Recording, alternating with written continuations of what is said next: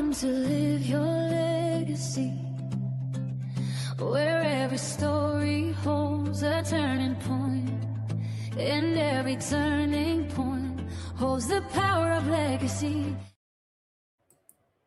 Grace and greetings. Welcome to Live Your Legacy, a Miss You Graham production, the conversational podcast where we explore how life's defining moments shape the legacy we leave behind. I'm your host, Patricia D. Freudenberg, also known as Patty from New York. And this show is rooted in one simple truth. Grief is not always about death. Sometimes it comes through life's changes, losses, detours, and new beginnings. And here we speak with entrepreneurs, authors, leaders, and creators who've turned life's defining moments into meaningful work and lasting contributions. Because legacy is not only what we leave behind, it's what we are shaping right now through vision, impact, and purpose.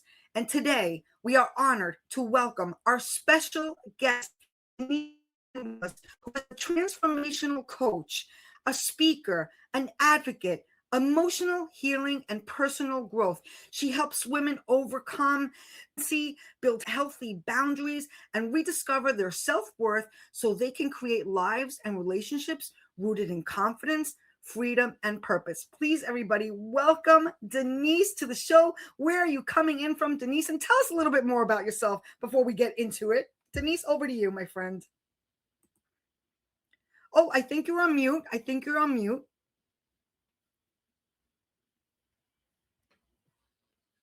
Yeah, I see the mute button, but it's okay. Well, we play with our bells and whistles. I see the mute button on your name tag there. So if you go behind the scenes, there should be a little mute button at the bottom panel. There should be a microphone. There we go. Yay. Sorry about that. Oh, no, it's quite all right. Listen, it happened. This is what I love about lives. You're getting the raw and real people. So take it away, Denise. Where are you coming in from? Tell us a little bit more about yourself. And thank you for being here. You're welcome. Thanks, Patty, for having me. I'm coming in from San Antonio, Texas. I'm Denise Ann Willis, and I'm a transformational coach, a speaker, and an author. And I wrote the book on loving yourself, which is my entire memoir. Very transparent, 30 years of abuse. And there's little takeaways in the back of the chapters that hopefully if someone just wants to buy the book, they can get something from that. I love helping women because my own coach changed my life. And that's one reason I became a coach. Of course, there's power with women. We share, we love each other, we're committed to one another. And one of the things that I do is take women down the path of rediscovering who they are. A lot of these women have been through relationships that have left them broken and unsure of themselves, questioning everything about themselves, not able to make a decision. And what I do is I'm with them step by step. I still reach out to my clients 2-3 years from now. I'm still texting them on occasion and praying. I always pray for all my clients. So one of the things I do is I believe in my clients before they believe in themselves. I walk with them the entire step of the way. Some of the biggest things that are so important that I learned from my own coach, and that was boundaries. You want to go ahead? Let me go into that, Patty? First, before we get into it, because Okay. I'm already like, okay, grab the popcorn. Grab the popcorn. I love how you already are telling us how you build relationships. That's beautiful. I'm already thinking from young to older, I'm imagining it. You got a good variety. But I like to start the show like this because a lot of times it's in reflection, right? So would you say, and you could agree or disagree, there's no right, wrong answer here, but would you agree or disagree that hindsight is always 2020? Yes, absolutely. Absolutely. Okay. So can you take us back now for a moment and share with us a pivotal moment that changed the direction of your life or work? And clearly it seems like both. Probably the pivotal was meeting my coach and her at a women's luncheon. She handed me a card. She had just gotten certified and she said, "Hi, I'm Martha." And she said, "If you ever need anything, call me." And I thought, whatever. And I put her card away. And one day I had a horrible experience at work and I called her and we had a nice little chat and she gave me some words of wisdom. And I ended up working with her over a couple of years. She became my best friend, my mentor. I, quote, adopted her as my mom. She's since gone on to be with the Lord. But that woman made a huge impact on my life. And that's one of the reasons I want to pay it forward. having somebody believe in you before you believe in yourself. She taught me all kinds of life skills, and I don't want to take away from you, Patty, if you have certain No, questions. no, because like you, when you're in the vein, I don't Mhm. want to stop you. I'm the queen of interception. I might have been a football player in a past life. I don't know. I, I'm the queen of jumping in there impulsively at times, most of the time. But you're like in the Okay. vein of, I don't want to stop you either. But what challenge would you say was a blessing in disguise? Now that maybe you could take us a little bit more into that story. And also, and this is not one of my staple questions, but I want to expand a little bit of what you said because of what you shared you do. And it seems like she became like a role model because you shared about the relationships you now Hmm. continue. And that derived, it looks like to me, Yes, from what from the her. lifeline that was given to you. So if you want to talk about that a little bit more. Amen. Yes. The fact that she reached out to me, she was there for me. She did way above and beyond the coaching she should have done. Because at the time, and I'll get into that later, you talked about the breaking point, the narcissist I was with. I would call her and ask questions, crying, this, that. This woman was pretty much available to me 24/7. And that was way outside of the scope of her coaching parameter. But she was there for me and believed in me and mentored me, unbelievable. And that just, because it changed my life, I want to change other women's lives. And I have. I'm so grateful that I still have several clients that reach out to me and just say, you changed my life. But if you want me to go all the way back to the No, beginning, yeah, I got goosebumps already because I feel the story. I feel the story. So let's talk about the challenge. What challenge would you say was a blessing in disguise? It was a blessing that you met her, but what was there a challenge in there also that in hindsight all of a sudden became a blessing? actually, maybe all the abuse I went through to make me the coach that I am today. But it did start with my mother. Can I go there? Can I go back Yeah, to the very feel free. Don't ask any more foundation? permission. Please Okay. give yourself All the right. permission. All right. It's our show. It's our show. We're here Okay. to hopefully it lands with somebody that their life will change by hearing your story. So yeah. Right. So it started with my mom. Good parents, they were sweet, but they only knew what they knew. And my mother was very cold and conditional love. And in order to get any kind of affection from her, I became a people pleaser. And I know there's women out there that have done that and are still doing it. But when you become a people pleaser like I did at a young age, I didn't ever love myself. I didn't know how. I just always was seeking love outside of myself. And I became a magnet for men that could control me. I went from one relationship to another. And in the beginning, some were abusive. I was beaten. And then it got to emotional abuse, which is horrible. I think emotional abuse is worse than being beaten as long as you're not hurt physically too bad. Okay.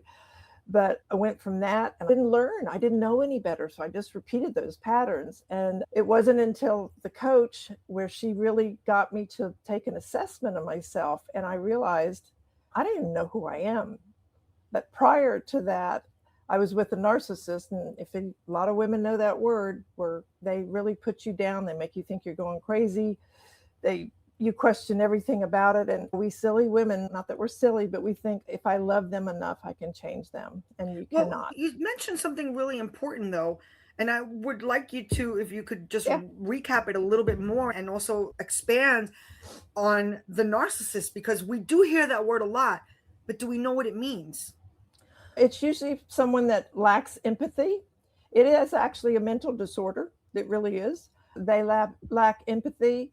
They spend most of their time putting you down so they can feel good about themselves. They gaslight you. The word gaslight means they twist and turn every single thing to where you start doubting your own reality. And Wow. if you're in those relationships long enough, they can totally, in my case, I was 6 years. And when I finally came out of that, I was able to get away. This is one key point. I got on my knees and I said, God, what am I doing wrong? And I heard my spirit whisper, you're looking outside of yourself for love. Ooh, that's Yeah, really, that was like maybe the only second ooh, time I ever heard that something gives me the really goosebumps audible. again. Yeah. No, but those moments, look, you don't forget them. Here you are talking about it, right? Right, Wow, that's right. transformational right there. So, who has been the most memorable mentor in your life and why? And you might have shared that already, but was there other influences besides Yeah. your paid mentor or coach? My coach, who, like I said, went above and beyond. What I paid her was a fraction of what she gave me in the end, because she actually did become my best friend and mentor. But I did have a therapist. Her name's Kelly McDaniel, and she's written some books. She's very well known. I think Mother Hunger is one of her books. I'm not for sure the name, but I was lucky enough that she was here in San Antonio, and I used her as a therapist, and she had me do a lot of really deep digging. Martha helped me with life skills, and that's something I love to help my ladies with. Life skills, we aren't taught a lot of stuff, boundaries, affirmations, values, etc. But anyway, the therapist, she recommended I go to Wickenburg, Arizona, to a place called The Meadows, where Pia Melody, who wrote one of the books on codependence, had a work. She has it's a rehab, and also she has workshops for people that are not in the rehab facility. So I went out there twice, actually, and that was unbelievable, the amount of change that I went through, and the digging and the deep releasing of all the stuff that I have been through. So sometimes you need a therapist on top of a coach. I'm so happy you said that, because first of all, I do want to disclose that I'm a grief consultant. I give advice. I don't diagnose. I don't treat. And sometimes we need that. I also have gone through, and again, I got through the hurdle of why I went, but I went for 4 years. And there seems to be, and I think we're getting better now in society. I don't know if you agree with me or not, but the stigma about going to a therapist, it's like this dirty secret. And no, it's healing. What's the difference between that or going to the doctor because you have strep throat? You mentioned a really great point. I'm just rewinding back a little bit to something you said about the beating. We're not condoning beating here, everybody, audience, if you're listening to us. But the idea is, what Denise pointed out, is that somebody hits you, it's instant. It eventually heals by itself naturally, because that body takes care of itself that way. But spiritually, mentally, that lingers. That roots, that becomes a program and a pattern. So that's going back to the therapy. That's where we could create new programs, new patterns, and heal. So Denise, thank you for bringing that up. Oh, you're welcome. You're welcome. And also between the life coach and the therapist, I forgave everybody. I know God gave me a forgiving heart, but still, some of the stuff that I went through, I don't hold any grudges. And that's something so important. Forgiveness. I've had some women that I've had to really work with to forgive. And once they do, finally, because they're hanging on to it like a dog on a bone, and we're, no, they deserve it. They were mean to me. Just when you think there's a couple of crumbs there. But when they finally let go, they're like, oh my God, you were right. You're right. I feel so free. And I always tell, forgiveness is not for the other person. It's for you.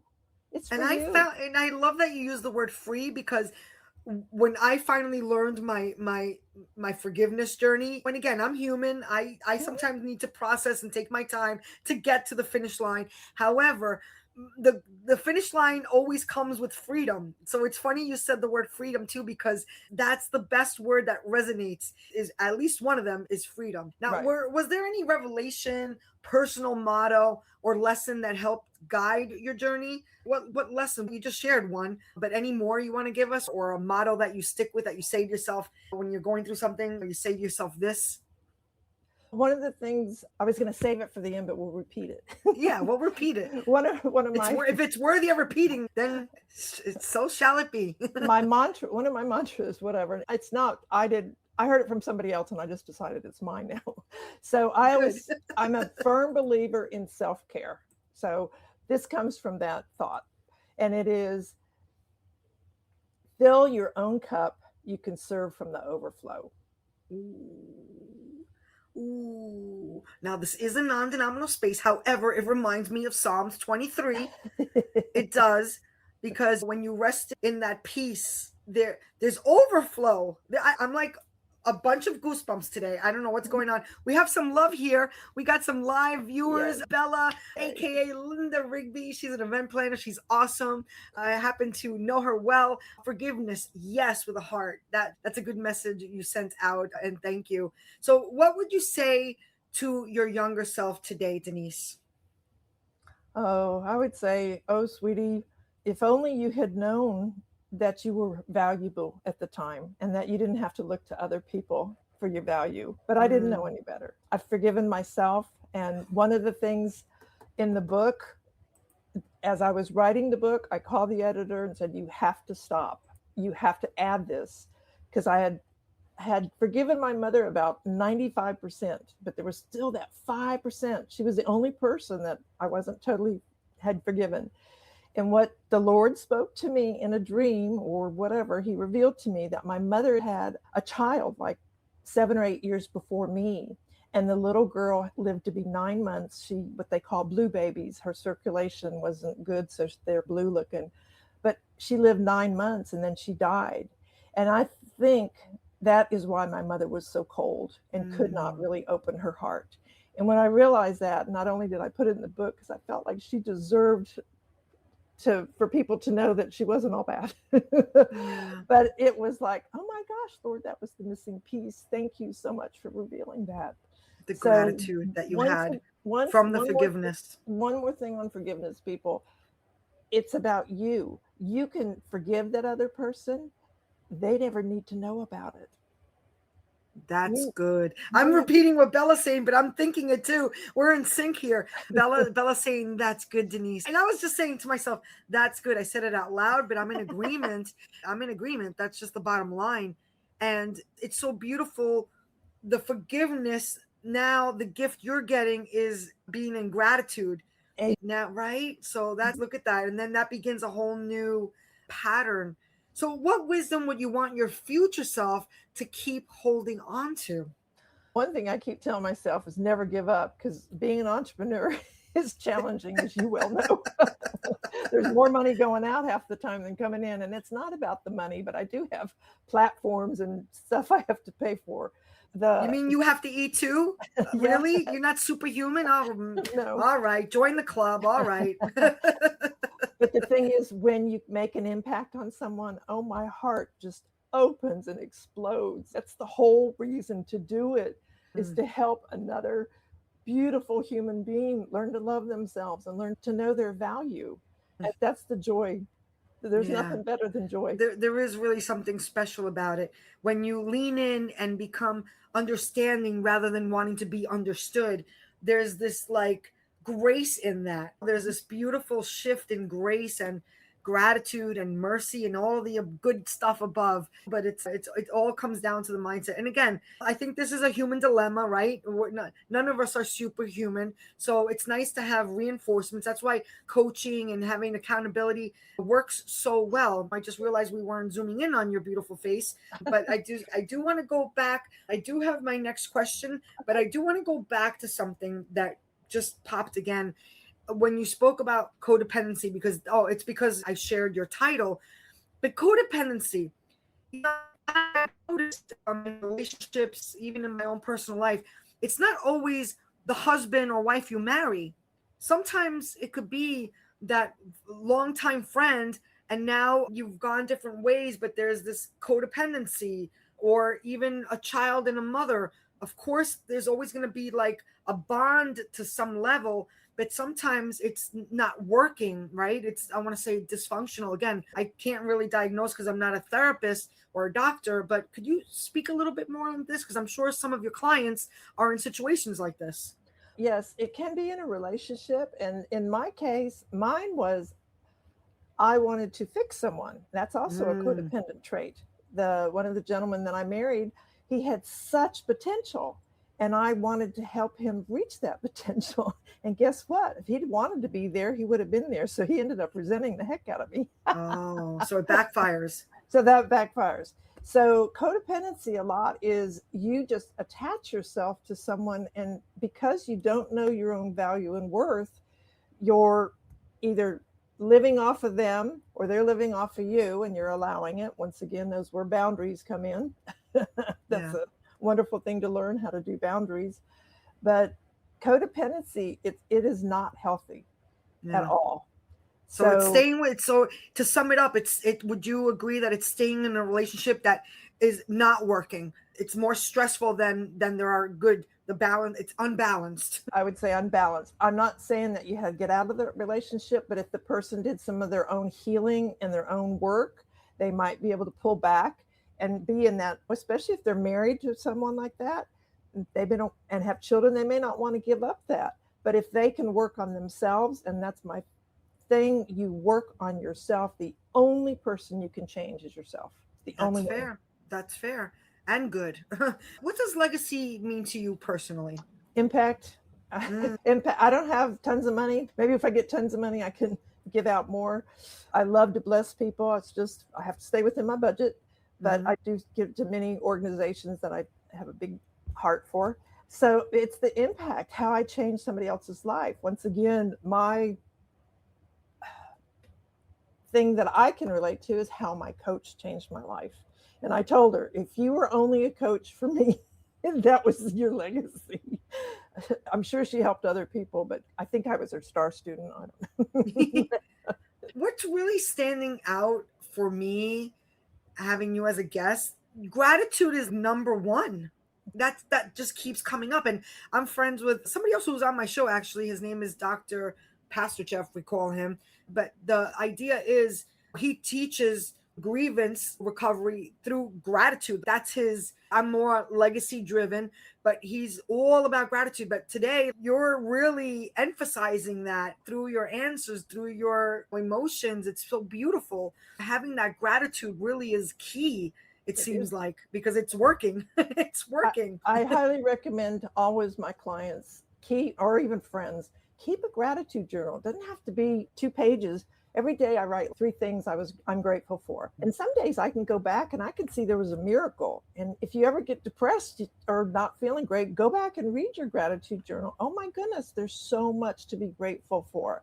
We are always in a fast-paced mode, always moving, and we don't really realize, wow, that was really a nice thing that person did for me. Or my husband gave me some extra money. Yippee, just little things. Because the other thing about gratitude, and you may know this, is the more grateful you are, the more the universe, God, will bring abundance into your life in one way or another. It may be goods, it may be people, it may be love, it may be financial. But the truth is, gratitude has a very high frequency, like abundance. It comes back. Not always in the way we might desire, but it always comes back nonetheless, right? So what do you hope, and this is sometimes a very deep question, I think, but maybe it could just be simple as well. What do you hope people remember most about the way you lived and worked and served? I know you talked about impact, but give us a little bit more detail. Well, clearly you have gratitude, but how is Denise known? What are you known for?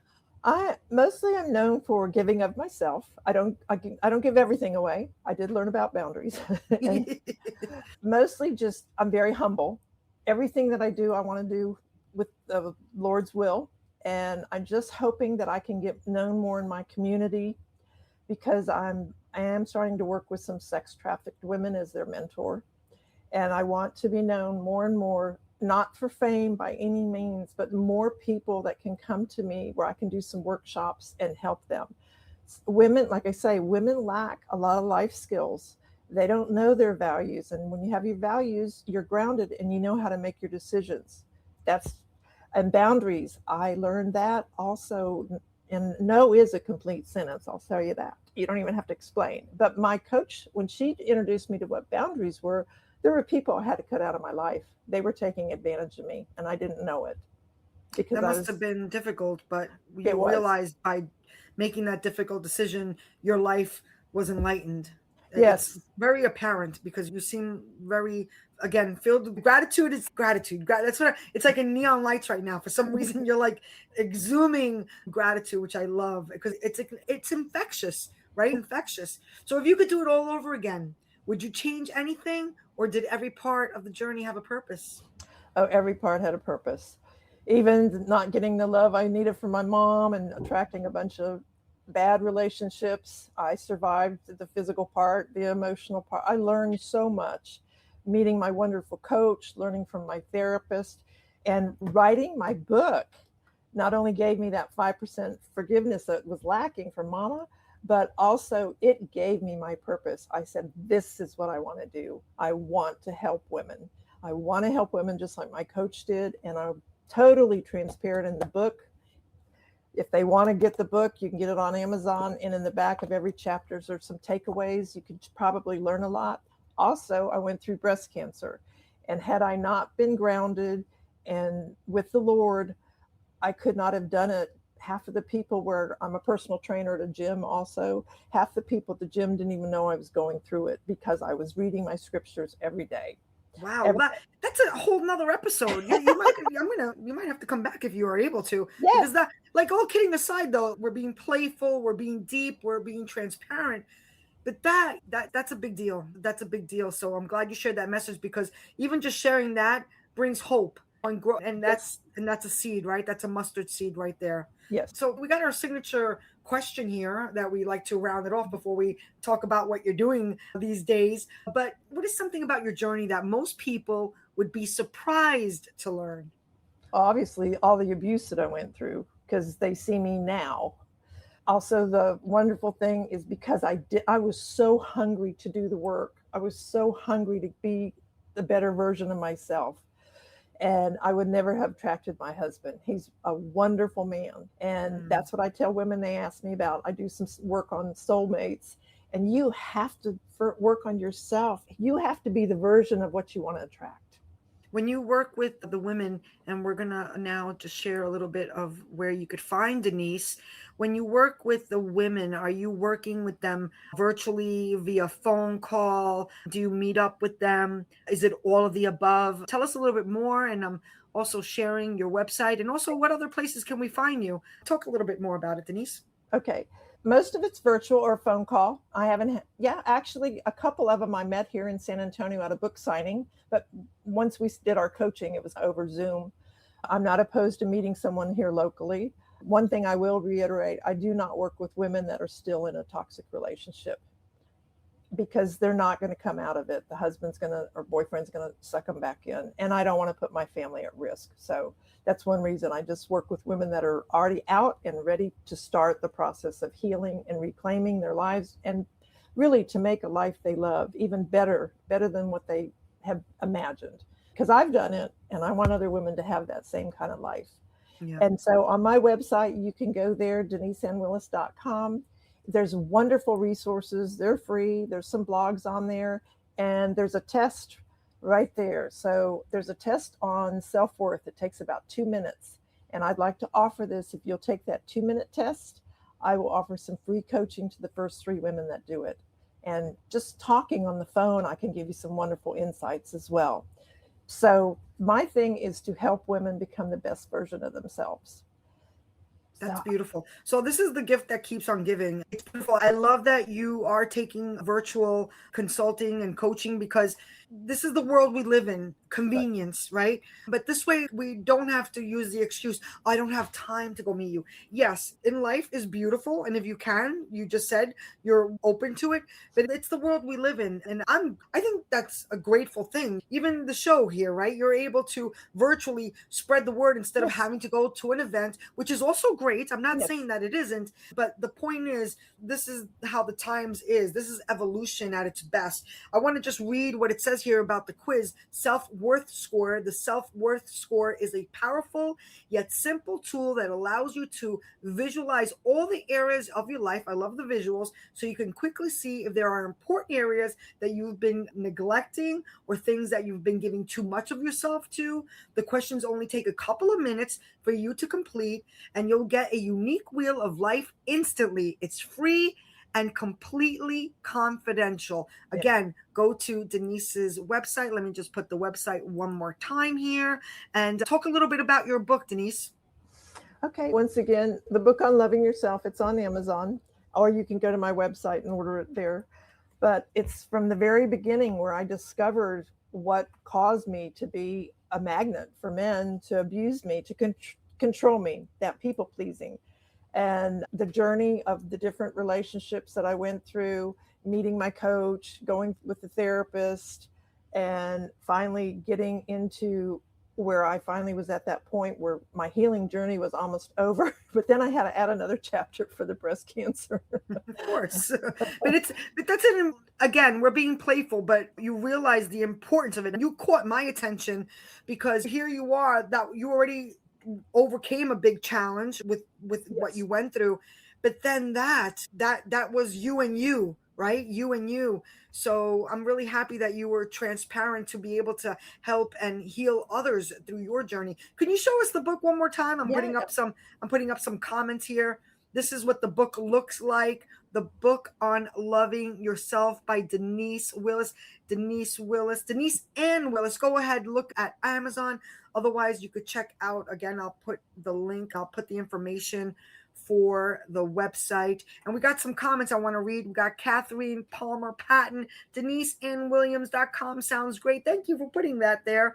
The book on loving yourself, to be careful of people pleasing and how to be more aware and choosing one's life. Thank you for the promotion, Catherine. I appreciate it. I know Catherine also, she's doing great work over there in Connecticut for the people. But again, thank you. Let me just put your link here again. And I'll just hide that for a second. And for all those who are coming in on the Audible version, it's www.DeniseAnnWillis.com. That's DeniseAnnWillis.com. That's DeniseAnnWillis.com, or check out the replay on the visual side and you could see it for yourself. Denise, I'm going to throw it to you for some closing remarks. And again, thank you for being here today with us. Oh, thank you. One more thing I want to say about the website. If they go on the website where the book is, I don't know exactly. I'm sorry, I don't know the exact wording, but it's something about click on the book on the website. Maybe you're sweet. You already got it up there. There, right there, whatever that says. I don't have my contact in, but if you click on that, you'll go to another page, and up at the top of the page, it'll say bonuses. And if you click on that, there should be the scriptural bonuses that I read, all the scripture I read for 2 months prior to my cancer surgery. And I think that brought me closer to the Lord than anything. I was already close, but that sealed it. Because any woman that knows, when she hears that she has cancer, your brain just totally stops. It goes into a fog. Are you able to see it? Because I can't see anything without that. I can't see it. I can't see it. I'm looking for it. I cannot. Apologize. It's okay. No, it's okay. But basically, check out the book. Check out the book. We got free resources, if that's what it is. Yeah. Access. There we go. The free resources. Those are free resources, but actually more about the book, that final button you were clicking on.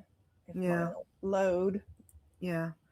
So when I click on that button, it only brings me to the Amazon page. Okay, so it should have gone to the book on loving yourself. Mine did.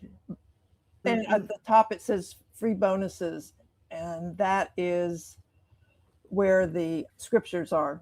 On the Amazon page? No, you went a little bit too far. Just on the very first home page where it says more about the book. Oh, on the home page. Yeah. Go down a little bit, a little bit more. Oh, I see. Keep going. Just one smidgen more. There it is. Click on that. Click on that. Thank you. There we go. When you click on Teamwork. Teamwork makes the dream work. There you go. Okay. And then once you click on that, it'll come up and show free bonuses, and that's where the scriptures are. And I have used these for several women that I found out they were diagnosed with cancer, and I said, please let me just send these to you so you have something. And in addition to that, these were not even clients, just people that I knew. I started texting them. I started sending them cards and help them go through that journey so they weren't alone. Thank you. Bella says, great conversation. And again, thank you for viewing live. We love our live audience. Really appreciate it. And final words, I know you just expanded a little bit more on the book, and I appreciate that. Final words to take away with? The final words are, ladies, self-care is not selfish. It's essential. You need to start putting yourself first. When you fill your own cup, you can fill from the overflow. You actually have more to give. When you've given yourself some time and rest and walk in nature, whatever, a cup of tea, just something, you will have more to give. And I know, as most all women, we're givers, we're caretakers, but you need to take care of yourself first. And that is not selfish. Absolutely. Thank you for that message, received anyway by me. Thanks for listening. And don't forget to hit subscribe, leave a 5-star rating, and write a review. You can find us on Apple Podcasts, Spotify, Amazon Music, YouTube, and wherever you get your podcasts. You could also check out the shows and this show or past shows or upcoming shows on livelegacy.vip. And with that being said, until next time, we're here with Denise Ann Willis. Again, thank you so much for being here. And until next time, have an amazing day, everybody, and God bless. Bye. And every turning point holds the power of legacy. Every step, every scar, every choice.